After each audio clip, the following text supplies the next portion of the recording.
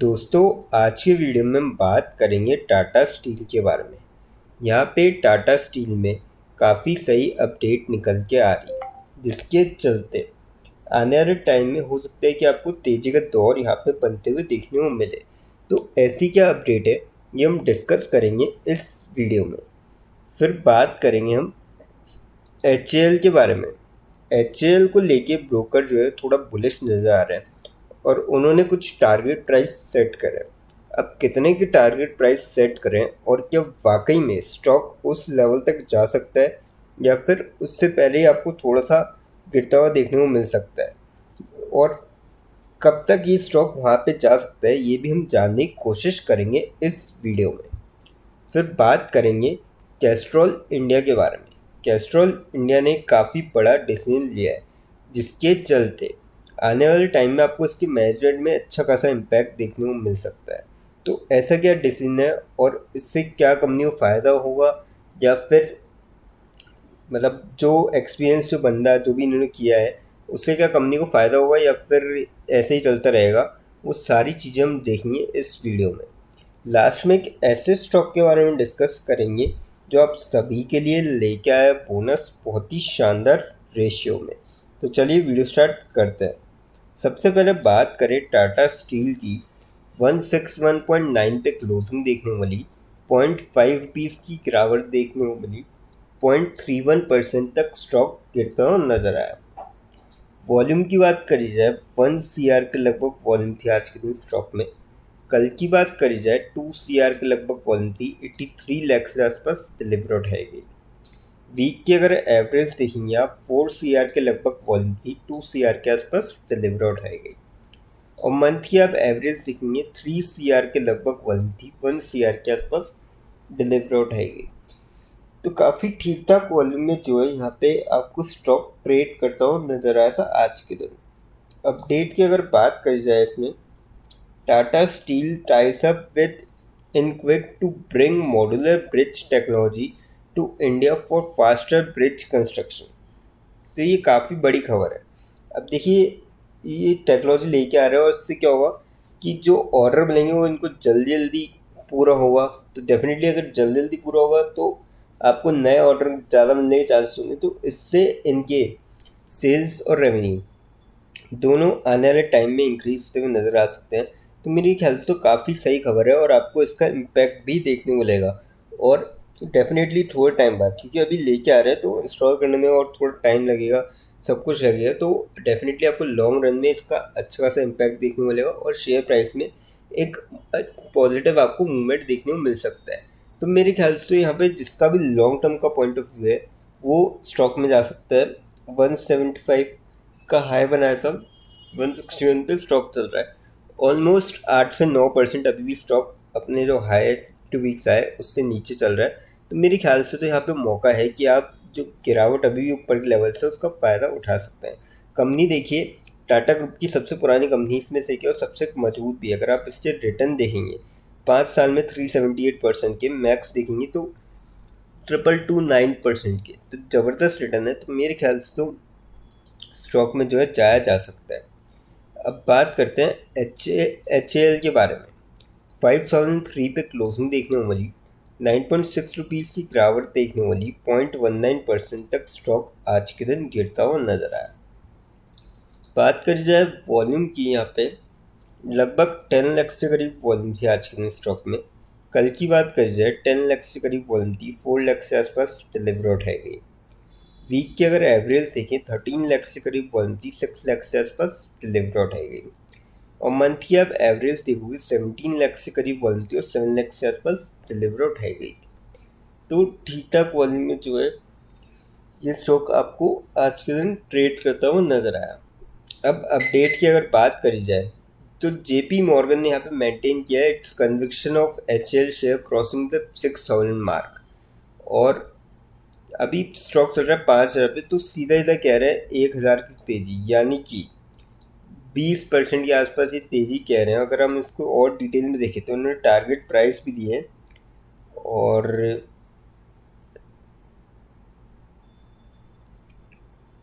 यहाँ पे आप देख सकते हो global brokerage firm JP Morgan has maintained an overweight trading on HL with the price target of 6105 per share, यानी कि लगभग 20 से 22% की यहाँ पे आपको तेज़ी बनते हुए देखने को मिल सकती है।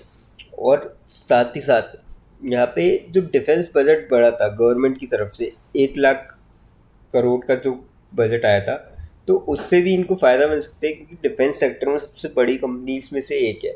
और इसी के चलते मुझे लग रहा है कि JP मॉर्गन यहाँ पे थोड़ा सा बुलिश नज़र आ रहे हैं। और देखिए, the brokerage wrote in its note that HL study progress continues backed by a strong order book and a significant pipeline.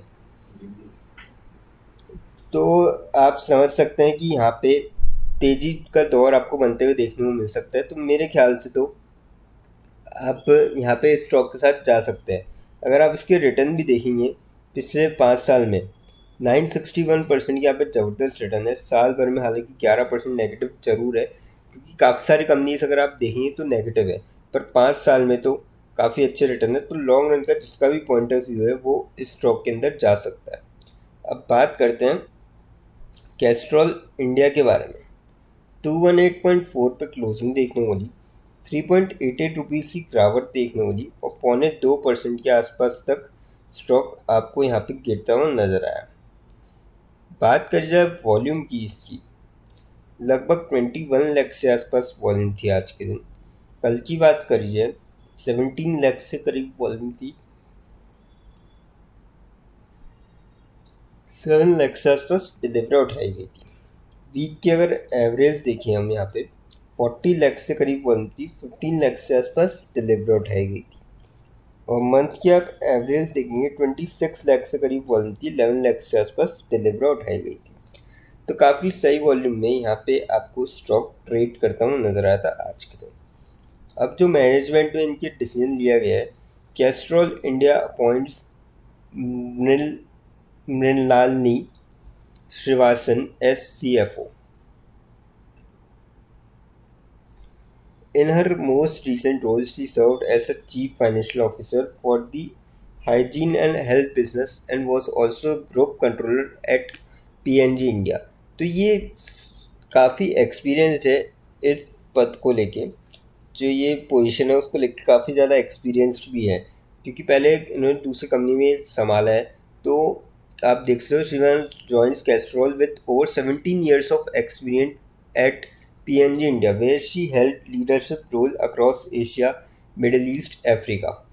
तो ये काफ़ी अच्छी बात है कि इनका जो अनुभव है उसका फ़ायदा उठाया जा सकता है यहाँ पे। और अच्छा खासा यहाँ पे आपको जो है ऊपर से मैनेजमेंट में चेंज मिलेगा और हो सकता है होपफुली आपको पॉजिटिव देखने वाले, क्योंकि देखिए अलग अलग कंपनीज के अलग अलग रोल्स रहते हैं।